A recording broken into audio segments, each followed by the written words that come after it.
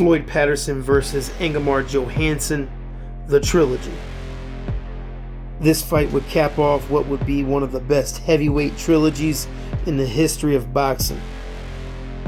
In their first fight on June 26, 1959, Johansson would score the upset victory when he would knock out Patterson inside the third round to become the new heavyweight champion of the world. The rematch would take place on June 20th, 1960, where Patterson scored a fifth-round knockout and would also make history by becoming the first heavyweight to win the title for a second time.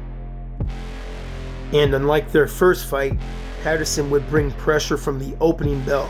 He stayed busy and he never let Johansson dictate the pace of the fight with his jab as he did in their first meeting.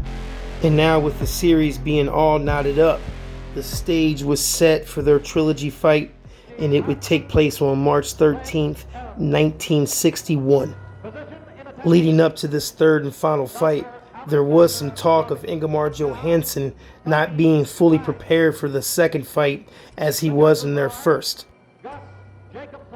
Actually, not long before the second fight would take place, Johansson took time off to get married, after which he would resume training. And as the first round gets underway here, you'll see both of them working with their jabs. Johansson here will get Patterson backing up as he tries to throw a 1-2, but it does not connect. But he doesn't let up. He'll continue to keep the pressure on Patterson. He's staying busy. He's up on his toes. He's looking to set up a counter off of Patterson's jab, especially since Patterson has a tendency to double up on his jab. And just as he anticipated, Johansson would slip to the outside of Patterson's jab and counter with a straight right. The punch would drop Patterson for the first time.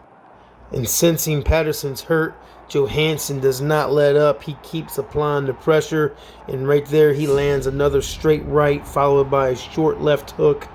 Patterson goes down for the second time in round one. And eager to end this fight, Johansson moves in, but just then Patterson catches him with an overhand right followed by a left hook, and down goes Johansson for the first time in round one. Just when you thought Johansson was very close to a stoppage, Patterson lands a few hard punches that gave him a much-needed momentum shift. In my opinion, that first round was one of the better rounds in heavyweight history. And round two will basically start where round one left off, both working behind their jabs. Patterson, working from the clinch, throws a nice overhand right there that lands. Tries another, swings wild, he falls. The ref declares that a slip. Patterson lunging forwards, but Johansson's able to push him off. Patterson's going to swing and miss with a wild right hand, and Johansson does the same. And as you'll see right there, Patterson lands a beautiful jab. Had some good power behind it. Snapped Johansson's head back a little bit.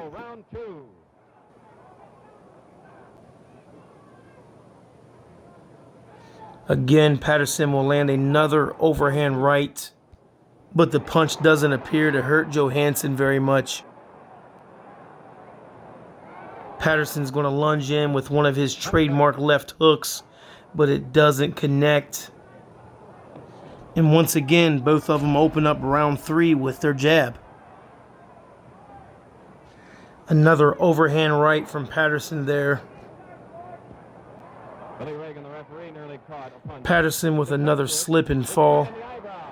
One thing's for certain, there is definitely not a lack of effort coming from either one of these two. And being a fan, you have to love this. They're absolutely going to war with one another.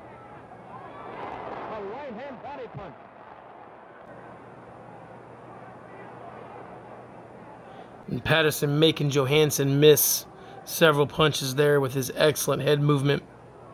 Patterson with an overhand right from the clinch.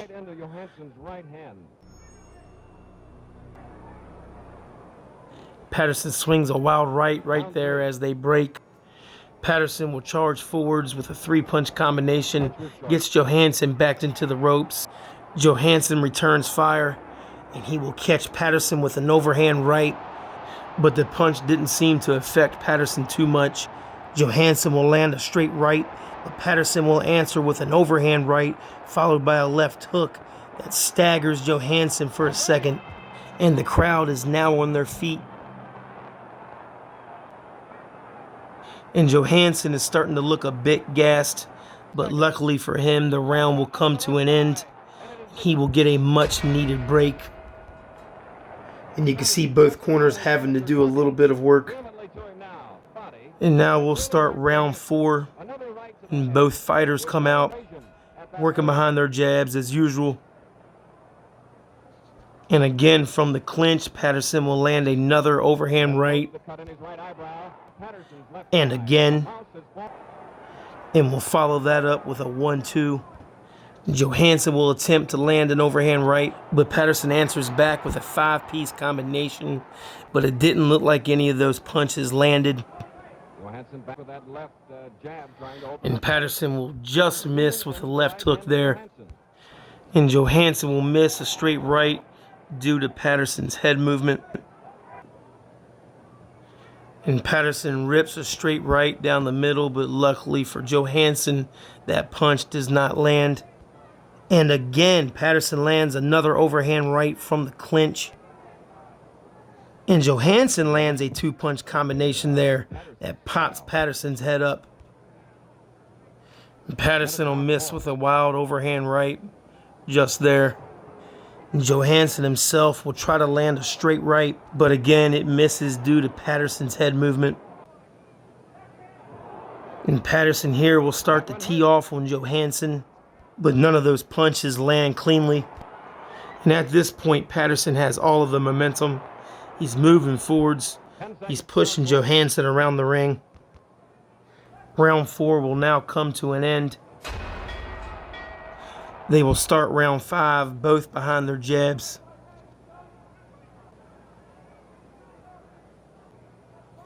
And again, Patterson lands another overhand right from the clinch. And Patterson has taken complete control of this fight. He's being the aggressor. He's walking down Johansson. And Johansson's not able to match Patterson's punch output. He looks to be gassing out a little bit. His punches don't have the same steam behind them as they did at the beginning of the fight.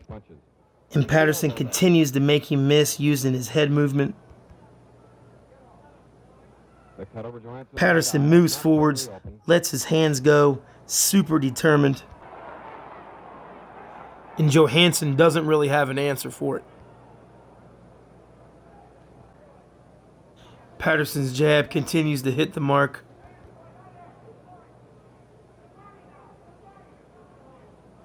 And Patterson continues to stay busy from the clinch as he lands another overhand right, which quite possibly could be Patterson's most effective punch of this fight.